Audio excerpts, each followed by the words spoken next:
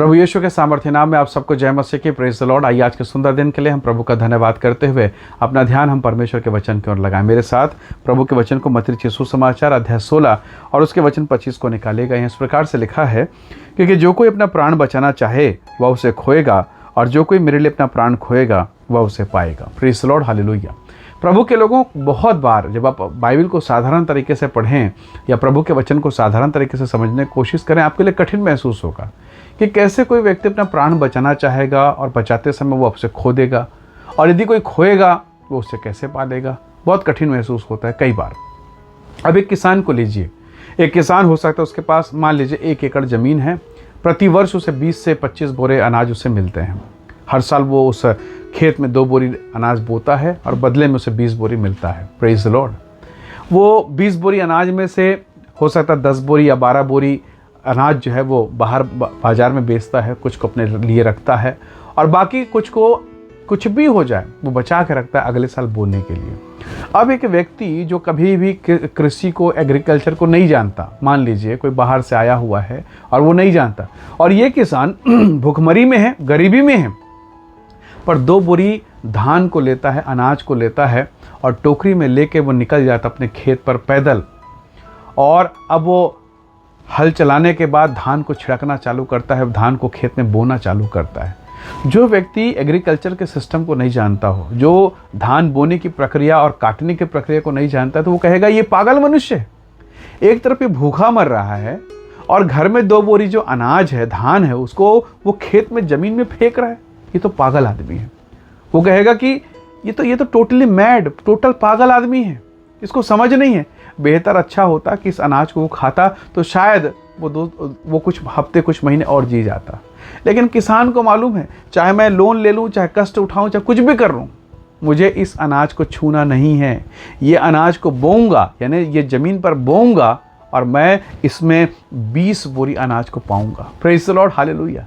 तो प्रभु ने कहा, जो कोई मेरे लिए बोएगा अपने प्राण को, अपने लिए मेरे लिए जो खोएगा वो उसे पाएगा, और जो कोई उसे बचाएगा। जरा सोचिए, अगर वो किसान उस व्यक्ति की बात को सुन ले, मान ले, प्रभावित हो जाए, और वो 2 बोरी धान उस खेत में ना बोए, तो अगले साल उसे भीख मांगना पड़ेगा, निराश्रित होना पड़ेगा, पेंशन में जीना पड़ेगा, टेंशन में जीना पड़ेगा।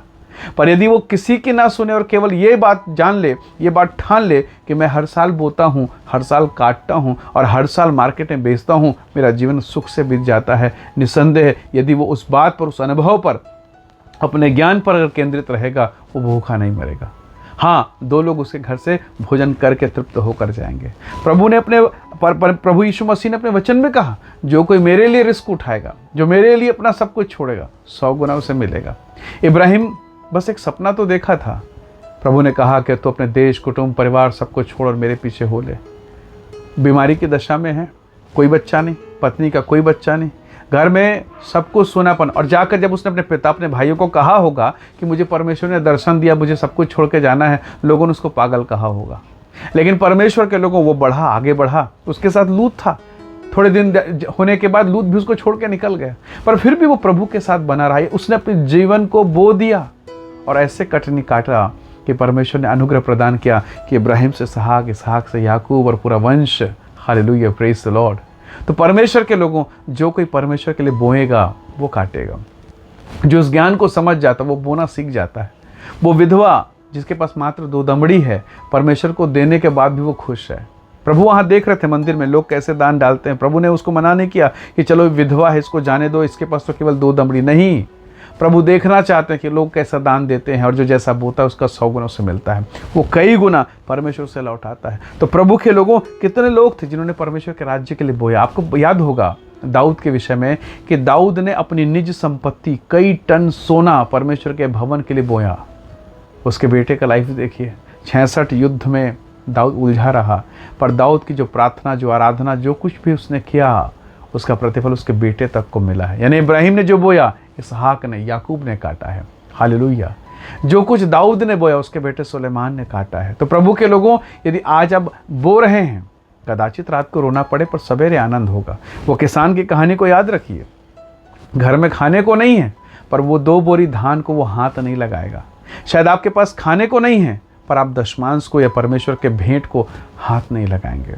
शायद आपको ड्यूटी जाना जरूरी है, पर इससे भी पहले आप परमेश्वर के समय को हाथ नहीं लगाएंगे। जो प्रार्थना का समय है, जो प्रेयर का टाइम है, उसे आप जरूर करेंगे, क्योंकि आपको पता है जो कैसर का है कैसर को देना है, और जो परमेश्वर का है परमेश्वर को देना है। कितनी बार हम संसार की चीज़ों को देने में अव्वल रहते हैं, चाहे स्कूल का फीस हो, चाहे बिजली का बिल हो, पर चर्च में परमेश्वर के भवन के लिए, परमेश्वर के काम के लिए बोने के लिए हम अपने हाथ को खींच लेते हैं, और यही हम अपनी आशीषों को कम करते हैं। यही हम आशीषों के लिए खुद अपने हाथ से दरवाज़ा बंद कर देते हैं। परमेश्वर के प्रियो, प्रभु के लोगों, परमेश्वर का वचन हमें सिखा रहा है, जो मेरे लिए अपने प्राण बोएगा वो उसे पालेगा, जो खोएगा वो पाएगा, और जो बचाएगा वो नहीं पाएगा।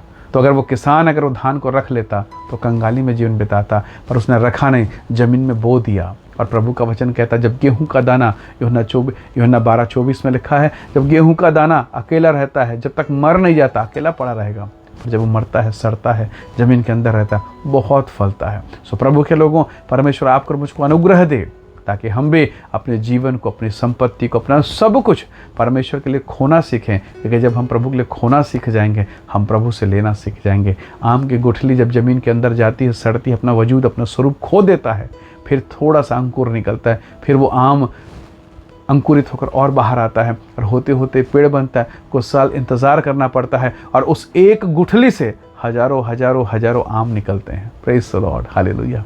अगर वो एक गुठली ज़मीन के अंदर ना जाती, अपने स्वरूप को ना खोती, वो नहीं सड़ता, तो क्या वो हजारों आम निकलते?